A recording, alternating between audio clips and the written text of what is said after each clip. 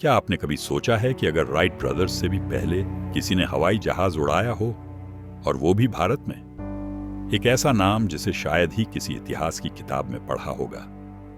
शिवकर बापूजी तलपड़े, एक ऐसा व्यक्ति जिसने साल 1895 में मुंबई के चौपाटी बीच पर एक विमान उड़ाया था। तो फिर क्यों नहीं मिला उन्हें वो सम्मान? क्यों इतिहास ने उन्हें भुला दिया?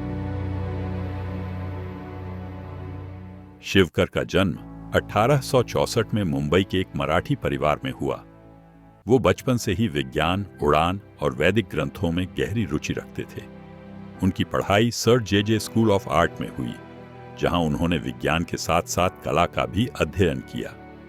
लेकिन उनका मन हमेशा कुछ अनोखा करने की तरफ झुकता रहा। शिवकर ने वैदिक ग्रंथों में वर्णित विमान शास्त्र को गहराई से पढ़ा।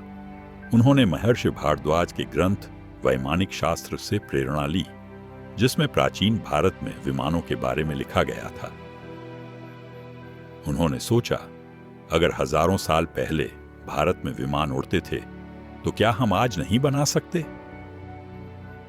शिवकर ने वैदिक सूत्रों और वैज्ञानिक सिद्धांतों को मिलाकर एक विमान का मॉडल तैयार किया, जिसे उन्होंने नाम दिया मरुत्सखा, यानी वायु का मित्र। ये विमान सौर ऊर्जा से संचालित होता था और इसमें पारा व अन्य धातुओं का इस्तेमाल किया गया। साल 1895 मुंबई के चौपाटी समुद्र तट पर हजारों लोगों की भीड़ जमा हुई थी। शिवकर ने अपना विमान सबके सामने उड़ाया और वो कुछ मीटर की ऊंचाई तक उड़ गया। कहा जाता है कि महामहोपाध्याय पंडित सुब्बा राव, जो एक जाने माने विद्वान थे, वो भी उस उड़ान के साक्षी बने। उस समय भारत अंग्रेजों के अधीन था। शिवकर का यह कारनामा न तो अखबारों में छपा, न ही उसे किसी मंच पर सम्मान मिला। ब्रिटिश सरकार और मुख्यधारा वैज्ञानिक समुदाय ने इसे बकवास कहकर नजरअंदाज कर दिया।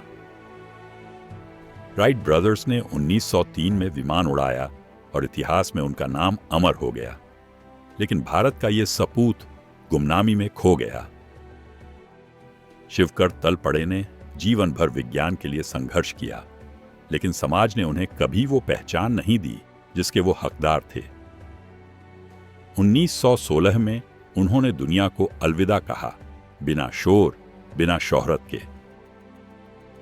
कुछ इतिहासकार मानते हैं कि तलपड़े की उड़ान केवल एक अफवाह थी, जबकि कुछ वैज्ञानिक और शोधकर्ता मानते हैं कि ये सच्चाई है, बस हमें उसे स्वीकारने की हिम्मत करनी होगी। सवाल ये नहीं कि उन्होंने कितना ऊंचा उड़ाया, सवाल ये है कि उन्होंने उड़ान भरने की हिम्मत की, उस जमाने में जब सपने देखना भी गुनाह था। शिवकर तलपड़े का नाम आज भी कहीं कहीं पर सुनाई देता है, किताबों में, ब्लॉगरों के लेख में या कुछ यूट्यूब वीडियो में। लेकिन क्या इतना काफी है? क्या हम अपने देश के ऐसे फॉरगॉटन हीरोज को इतना ही दे पाते हैं? आज जब हम विमान में बैठते हैं, तो एक बार उस भारतीय को जरूर याद करें जिसने उड़ने का सपना सबसे पहले देखा था। शिवकर बापूजी तलपड़े। अगर ये कहानी आपको प्रेरणादायक लगी तो इसे ज्यादा से ज्यादा शेयर करें, क्योंकि इतिहास को बदलना हमारे हाथ में नहीं, लेकिन भुलाए हुए इतिहास को याद दिलाना जरूर हमारे हाथ में है। आज इसी मोड़ पर हम आपसे विदा लेते हैं। धन्यवाद।